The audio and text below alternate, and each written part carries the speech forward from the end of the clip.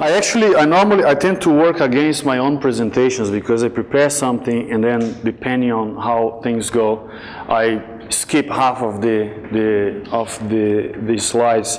I think what is important here is that it's a small group and that I've been trying to adapt my presentation to the group. So let's play by ear, you know, here. A few words about INSEAD. You know, business schools are really into these rankings. Duke University is among them. You know, who is the best MBA in the world? You know, so INSEAD claims that is always among the 3-5 best business schools in the world. Obviously, since you've been working with the methodology, that depends on the methodology, right? But we believe that, you know, among the top schools. That is based on the publications, but is also based on maybe as a curiosity for you, is based on the net gains of the alumni. So how much you used to earn before, how much you earn after you go to the business school. I decided to to go back to business school in particularly for one reason. I was among a lot of people who were, I would say, already sensitized by the need of doing things differently and you know, doing some environmental upgrading in society. But business schools have a very important role to play because most of these guys doing MBAs very shortly are going to be business leaders.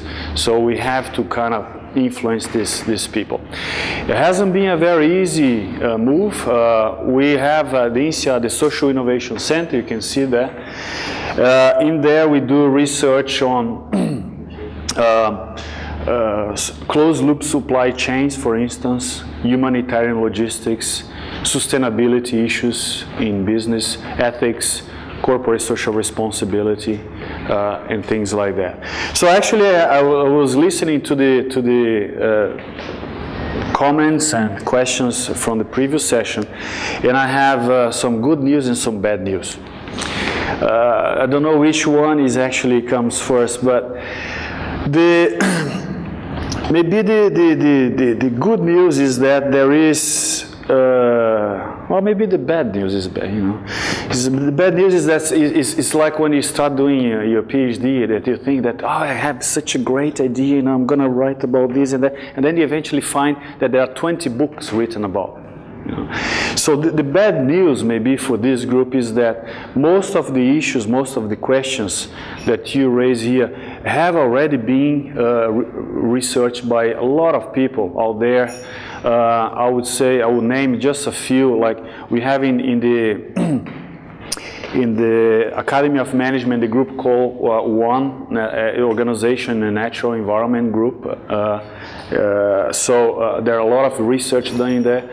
There are, you know, the Ecological Economics Society, Society for Industrial Ecology, the Greening of Industry Network.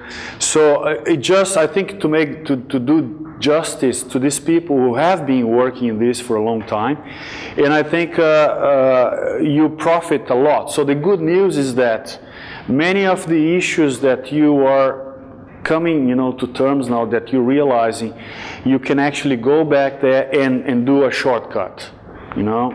So this is the logic, as I understand here, is to be multidisciplinary. So there is no need to reinvent the wheel in certain areas. So I think that's, I mean, also the reason why I'm here, I think. So,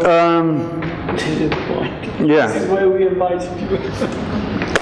So I've been working with this topic maybe longer than the most of you, I believe. I started back in my PhD back in '95, and obviously now is, you know, is picking up. Different places have, you know, different stages, but I think it's valid. I think it's important that as many people as possible get into this topic. So I will start with something here that maybe is somehow proves the point I'm trying to make. When I start teaching back in Sweden in the early 2000s, already we had quite a lot of things. You know, Scandinavia is quite developed in this area, and especially from the point of view of managers, which, you know, basically in a business school you have to convince managers that what you're saying is important for them to listen. Otherwise, in 2 minutes, you're out, right? So, if you see, this is only a sample of the topics that I collected that there is in the index of my book. Some small eco-labels and things that most of, as a researcher or as a business person, come across. The question is, how can you prioritize these kind of things? If you are a manager and you have arrived there and say, look, sustainability is an important thing, sustainable development, biodiversity, and this and this and that. Hang on. I run a company here, and I have shareholders, and I have to make sure that in the end of the month I have, you know, I can pay people. So how can I translate this story into my reality? How can I bring this? So this is the kind of language you find in a business school. And I assume already, I accept there is some high level of reductionism in this story. Say, okay, you know, maybe sustainability is a more complex issue than what we're dealing here, but this is how you actually can convince people about this story. You talk about how can you create competitive advantages for that, or at least if it doesn't, I mean, if it doesn't cost more, you know, at least how can I move my companies in the direction that I can eventually create new market spaces as well. We could transform these questions in research questions as well, right?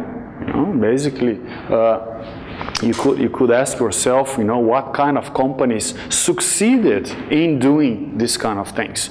And mostly is exactly what I did in my research, which is, you know, the book is, I'll bring some posters tomorrow so you can have a look. But if you want, you know, the best way to look into the book is to go to the website. If you look, type of sustainability strategies, and then from there you can go to the Amazon easy and buy it, you know. We have a copy. This is it has been a very long trajectory. I would call my second PhD in there, because I was trying to please the academic audience. Never do this, you know. If you try to please two audiences, you're gonna get into trouble, because for some academics might not be, you know, deep enough. For the executives might be a bit too complex. But I believe that the language is simple enough for you to understand, you know, the background. What is the story behind this? Well, I really wanted to have a more realistic view of this story of when it pays to be green. In reality, there are many people still talking, still asking the wrong question, in my opinion. The question is not whether it pays to be green, the question is when. You have to make a distinction regarding the context, the type of eco-investments, and somehow this is what I'm going to talk about quickly here.